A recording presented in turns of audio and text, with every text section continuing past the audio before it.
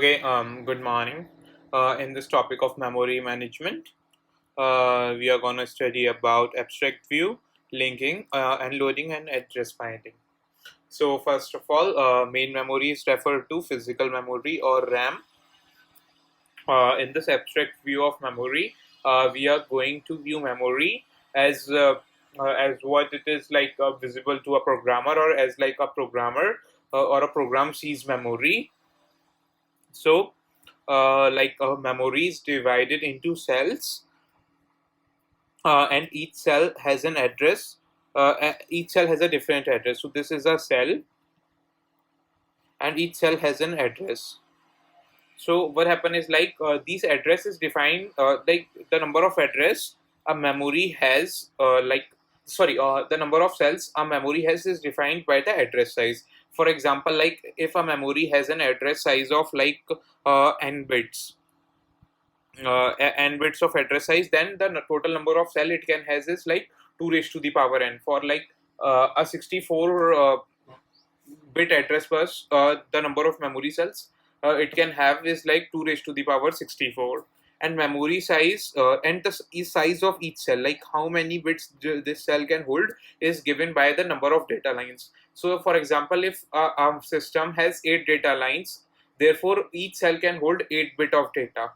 Therefore, total memory size is refers to calculated by n into m. M is number of data lines, and capital N is refers to 2 raised to the power n, where this small n is number of address line. Okay. So addressing versus capacity. Addressing, to address each cell, we require address bits. Like if there is n address bit, then to address each cell in a memory, we require n bits. And capacity is referred to as n raised to the power n, like we have calculated over here. This is same as capacity. So in this question, if we have z memory, we have z words, and each words having 32 bits. Then capacity in bits will be 32z. How we calculate it is the capacity is like that number of capacity of each word, which is 32, and how many word there are, z. So equals 32 z words.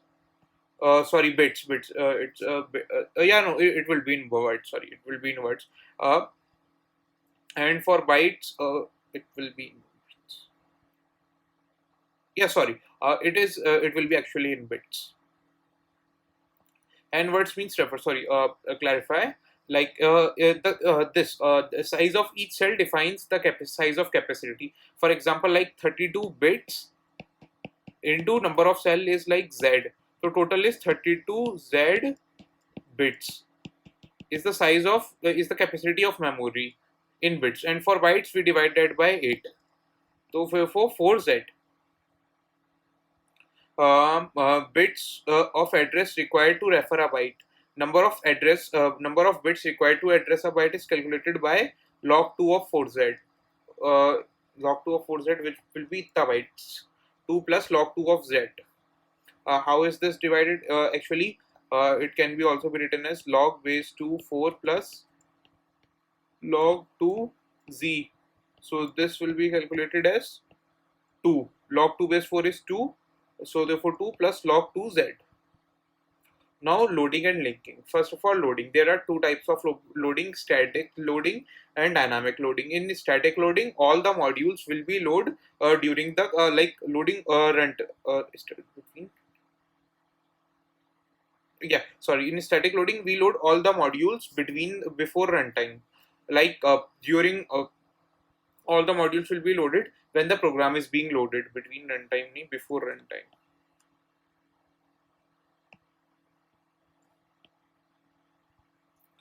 Before runtime. Drawback of this is ineffective utilization of memory. For example, like there are some files which will never be used in the execution of a program. Therefore, therefore that memory is wasted, which led to ineffective utilization of memory or space inefficiency. Dynamic loading is basically loading of module during runtime on demand basis. So like if a program P1 is running and requires a module M1 which is not present in the memory, then that module M1 loaded during the runtime,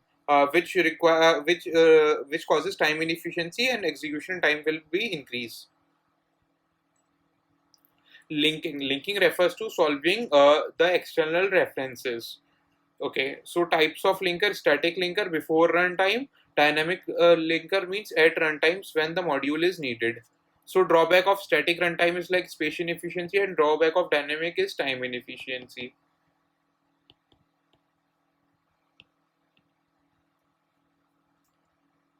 Such references whose address are not known and are known as external references. Okay. Time efficiency and securities issues. Another drawback of dynamic linking is security issues. Advantages are space, flexibility, and reusability. Libraries that are linked at runtime are popularly known as DLL in Windows. Dynamic linking libraries. Information for linkers is object code, reallocation information, and absolute address will not be needed. So linker only needs object code, reallocation information, and absolute address will not be needed by the linker. Yep. So next is memory management technique. Okay, the function of memory management is refers to its allocation of memory, protection of memory. Protection of memory means that another program like P3 here should okay like P3 here should not access the memory which is allocated to P2 or P1. Second is free space management, deallocation, and address translation. Free space management, like if another program like a P4 want to access this memory and there is some free space available, then that P4 can access that memory without any problem or restrictions. Refers to when deallocation refers to when P3 completes its execution, then this will be free. This space will be free.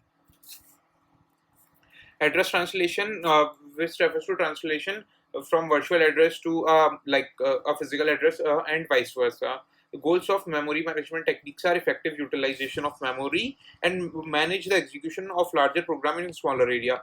How does this take place? Manage the execution of larger program in a small area. This take place with the help of virtual memory.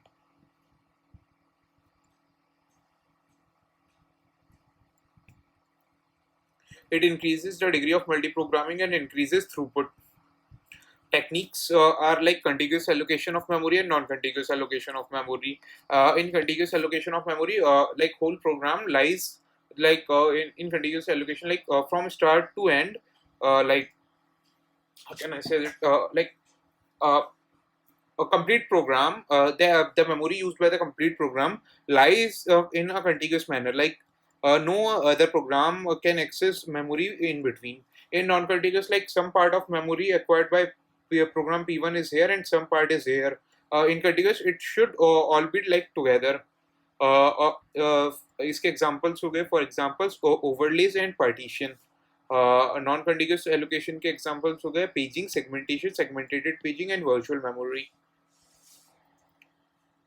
First is overlay. Overlaying is possible only when program can be divided into independent modules. Overlaying, if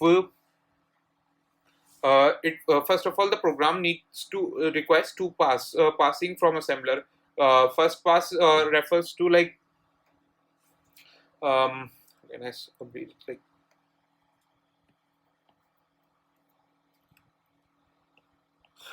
translation, which so okay.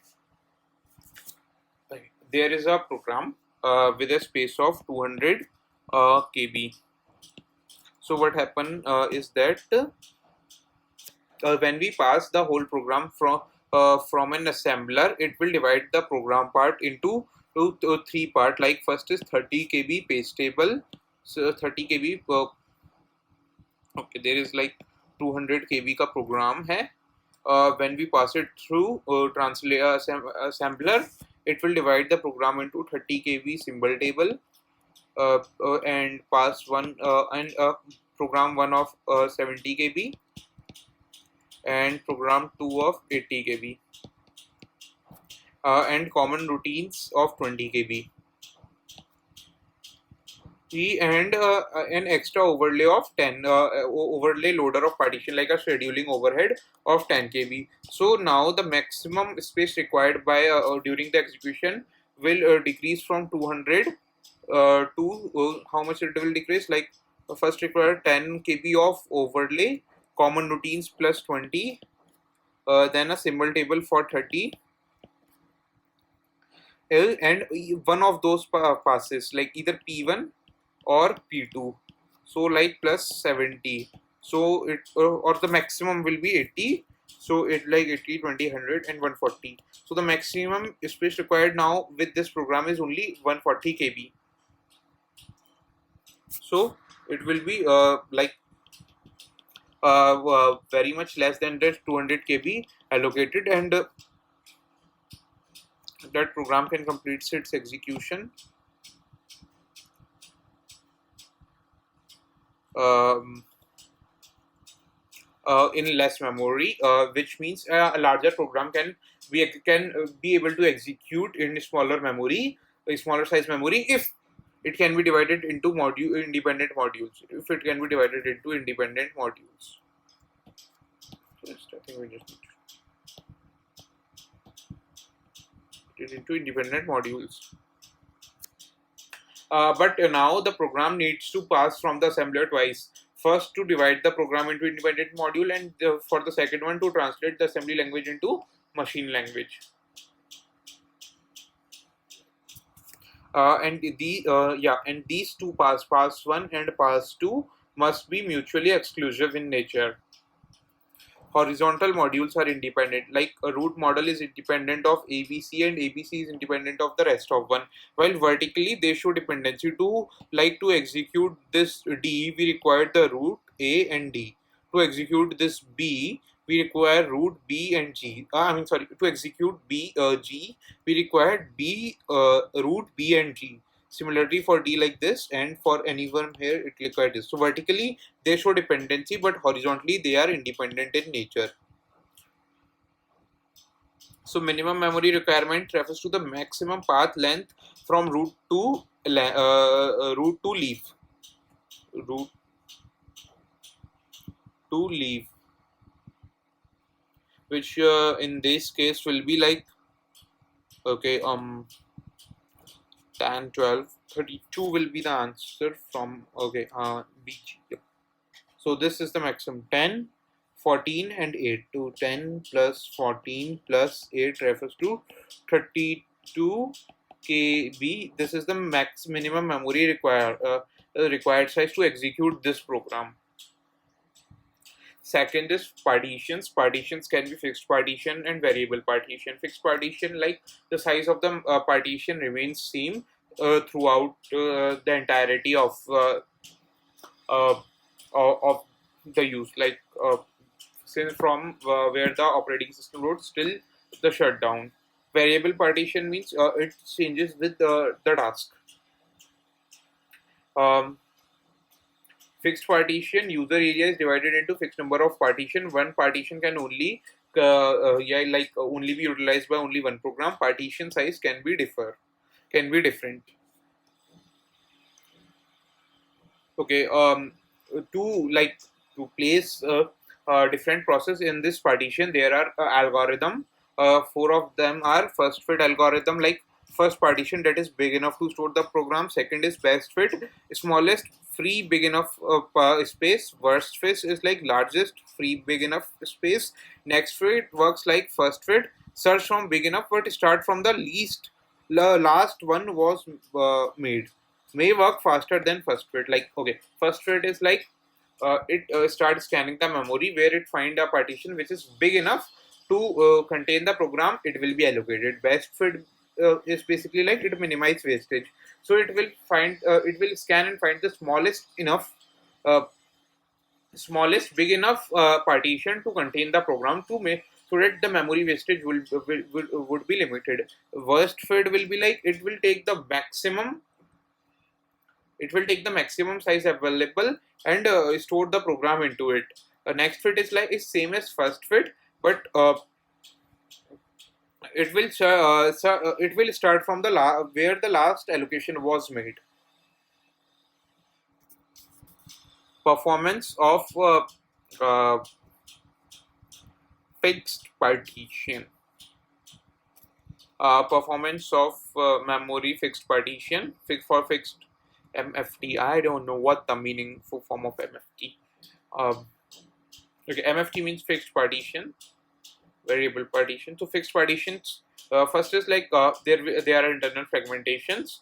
There are no external fragmentation. Like external fragmentation basically means if there is space available for a program that is big enough to store it, it will be allocated. So there is no external fragmentation. External fragmentation, if like a memory is fragmented into 10 spaces, and out of which 8 are allocated to another program, and that sum of rest two can contain one program.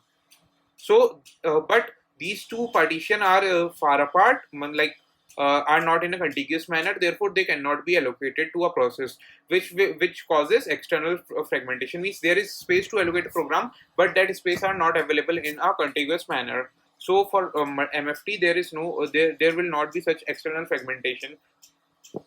Cause if those partitions are independent. First of all, those partitions are independent. So means you cannot combine those partition, nor you can divide those partitions. And if there is a partition big enough to store the program, then that program will be stored. If there is no enough big partition, no big enough partition to store a program, then that program cannot run on the system. Therefore, there is no external fragmentation. Degree of multi-programming limited to number of partition. Like if the memory has 5 partition, then only 5 program can run at any given time, or can be present in memory at any given time. Maximum size that a process can run is limited on to the partition size. If like if we have 100 KB of user allocated space, and we divide equally into 4 partition, then maximum size that a program can be of is of 25 KB. Allocation policy best fit is superior due to less internal fragmentation. Now we have a variable partition, which is a dynamic partition. And unlike the fixed partition, there is a whole chunk of partition. Okay, so in this whole chunk of partition, if like a program can divide this according to their need. If there is a 75 KB of a program, then that will take only 75 KB from the whole chunk, and rest will be free for any other program. So it will be free for any other program.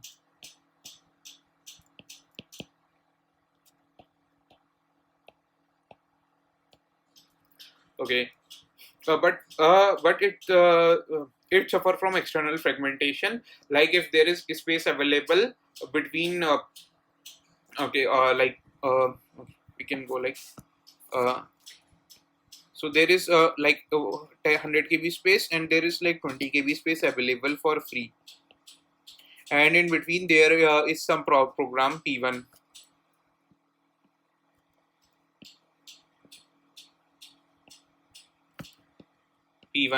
And another program P2 require a size of 120 KB, but it will not be able to run on it cannot be able to be loaded onto the memory.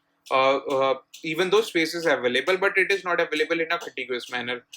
So it will lead to external fragmentation.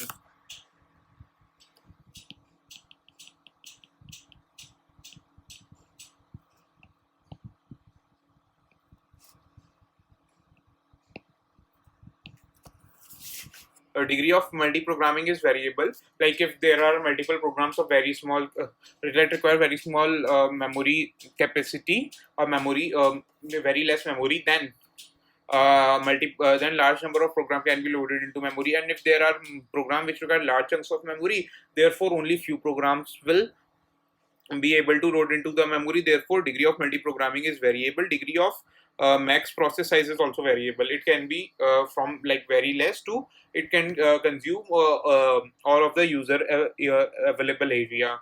Allocation policies worst fit is superior here. Coalescing when two adjacent holes are free, they can be added together. Unlike fixed partition, in variable partition, if two partition which are in a contiguous manner are when two holes which are adjacent to each other are free, then those two can be added together to form one larger hole. Those many holes called me. Solution for external fragmentation. Okay, solution. So first is compaction. Like in what happen in compaction, we will shift all the allocated uh, uh, like there are okay, there is a piece of memory in which there are some empty spaces or some holes, and rest are filled by the process. So what happen in compaction shift all the memory allocated to a process to one of the sides. So therefore one large hole will be formed either on the right side or the left side, in one of the sides. Therefore this can be used as one of a solution for external fragmentation, but limitation it is a time consuming overhead. Only program used and it can only be used for those program which used runtime address binding. For those program which uses like compile time binding, and there is one more address binding. Uh, Compile time and load time binding, we won't be able to use compaction, as it will the program needs to be compiled again to change the memory addresses. Second is non-contiguous allocation of memory. This is used by this. For example of this is paging. Okay, non-contiguous allocation. So what happen in non-contiguous allocation? Address space is a group of words associated with addresses. First of all, there are two address spaces defined. First is logical address space, and second is vertical address. Logical address space, and second is a physical address space. Logical address space is defined is defined upon the size of the program. Physical address space is defined on the size of the memory or RAM.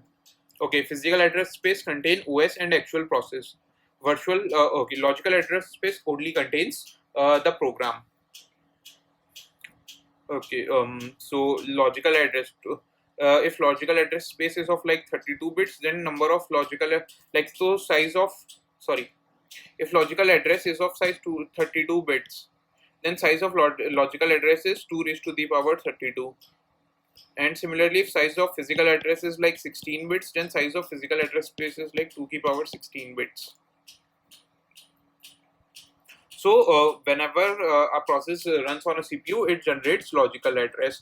These logical address then converted into physical address using MMU. MMU is memory management unit, and it acts as an address translation between logical address space and physical address space.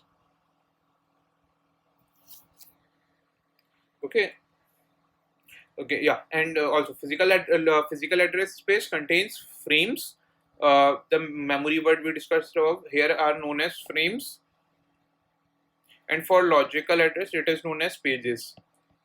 Size of frame and size of pages are equal, but number of frames and number of pages can be different. But size of page and size of frame are equal.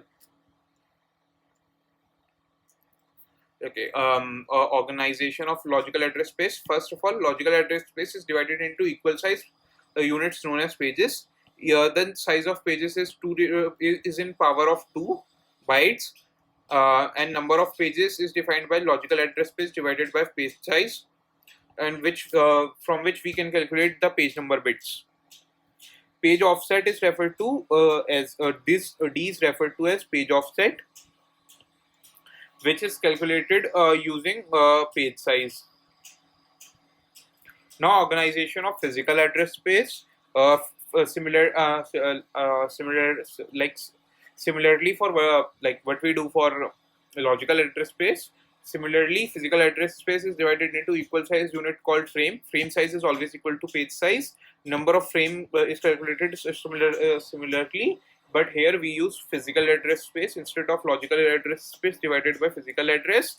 Frame number is calculated using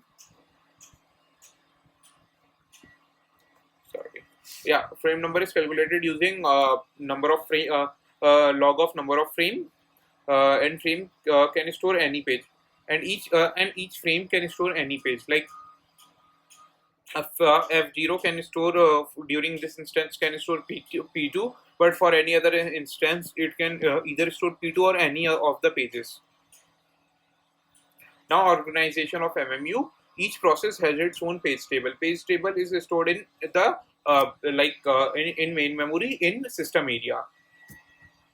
System memory. It is organized entries, but it organized like if we take an example of a dictionary which contain a key value pair. So here keys are physical address space or page number, or what we called it here. This P page number. And the value of the dictionary, like value of the dictionary is the frame number, and offset is directly transferred. Okay, it does not show that diagram, but offset is equal for both. Where does it goes? Yep, and it contains page number for each frame number for each page number. Page table entries is generally number of is generally number of bytes. So page table size is defined as number of entries into page table page table entry size. Like if there are 100 entries of each of 10 byte, then total size will be 1000 bytes of memory is required for page table. Performance of paging. So yeah, here you can see this page number is acts as like an index for page table, and which in returns gives f the frame number to memory, and the offset is directly transferred without any translation. Temporal issue, like page table are stored in main memory. Main memory access time is m. Therefore, effective memory access time is like 2m. First of all, like a program will have to access the page table, and then that page table will have to access uh, the content in the main memory if it is present. Therefore, effective memory access time is 2m. First, it access page table. Then from that page table we get the information of frames which is stored in main memory. Now that page is loaded or loaded into CPU, or the address of that page is loaded into CPU for further operations. Temporal issue objective is reduce effective memory access time. To reduce main memory access time for page table entry, we uses a TLB which is in a cache memory. Whenever there is a TLB, okay, so TLB the access time of a TLB is relatively less, as it is stored in the cache memory. Therefore, when there is a hit in a TLB, like when TLB contains the information about a page present in the memory, then effective memory access time is C plus M. And if there is a TLB miss, then there is a penalty of plus M, which will make it 2M here. So effective memory access time with the TLB miss is like C plus 2M. Therefore, total effective memory access time is like TLB hit ratio into TLB into effective memory access time C plus M, TLB miss ratio into effective memory access time when there is a TLB miss, which is C plus 2M. And the sum of TLB hit and TLB miss ratio, hit ratio and miss ratio is always 1. And while the searching in TLB is faster because TLB perform associative search in parallel or on all of its valid entries. Perform associated search in parallel on all its valid entries. For spatial issues, like a large page table eat away lots of memory, reduce page table overhead. Okay. Okay. If we reduce the size of page to a very small value, now for like first of all, initially there are 100 pages of a program. Now we reduce the page size of our program. Now the number of pages increases to like 100, but page table entry size remains same. Therefore, the page table size will increases by 10 times because number of pages increases are also by 10 times. So A larger page table eats away lots of main memory, as page tables are stored in memory. Therefore, we need to reduce page table size. So how we can reduce page table size? If we increase the page size, then number of entries in a page table can be reduced. But by increasing the page size, we causes another problem, internal fragmentation. Like if we increase the page size, we causes page.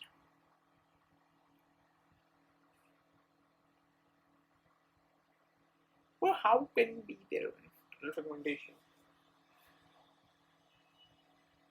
If we increase the page size, then there will be more internal fragmentation. To avoid the internal fragmentation, we need to decrease the page size.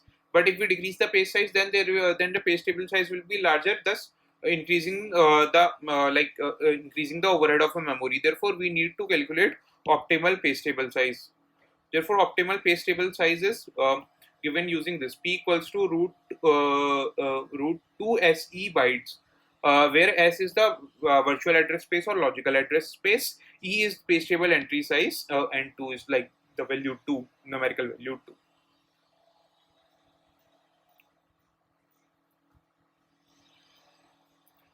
Second is this hash paging, which require hashing to allocate page number to the frames. Now the second option for this special issue is to use multi-level paging and hierarchical paging.